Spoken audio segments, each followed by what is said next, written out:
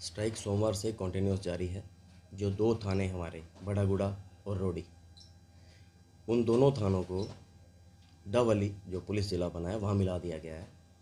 वहाँ 71 गांव टोटल लगते हैं।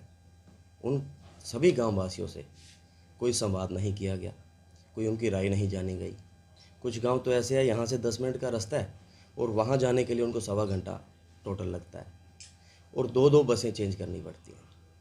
तो इन सभी समस्याओं को जो गांव वासियों की है उन्होंने भी उठाया था। अब हमें पता लग रहा है क्योंकि उनके प्रस्ताव भी हमारे पास आ रहे हैं काफ़ी गाँवों के, उन्होंने उठाया, लेकिन उनकी बात को तवज्जो नहीं दिया गया।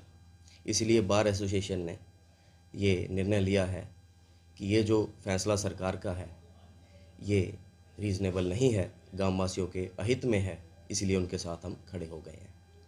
नहीं, सरकार द्वारा हमें ही नहीं, गाँव वासियों से भी नहीं पूछा गया, कोई कोरस्पॉन्डेंस नहीं हुई, कोई इन्फॉर्मेशन कोई किसी तरह की नहीं दी गई। ये एक तरफा निर्णय है जो कि डी नोटिफाइड होना चाहिए क्योंकि ये आम जन के हित में है। तो उनको होम मिनिस्टर साहब को भी रेजोल्यूशन और सभी जो गांवों से आए हुए थे प्रस्ताव वो भी साथ अटैच करके दिए गए हैं और उन्होंने भी साथ के साथ मेंशन किया स्पीक टू सीएम। तो बहुत अच्छे से उन्होंने सुना और हमें उनसे उम्मीद भी है। उसके बाद हम ओएसडी साहब से भी मिले हैं, सीएम साहब के दयाल साहब, तो बहुत अच्छे से उन्होंने बात सुनी और उन्होंने 2 दिन का समय लिया कि बहुत जल्दी इसका सकारात्मक रिजल्ट हम देंगे सीएम साहब से बात करने के बाद।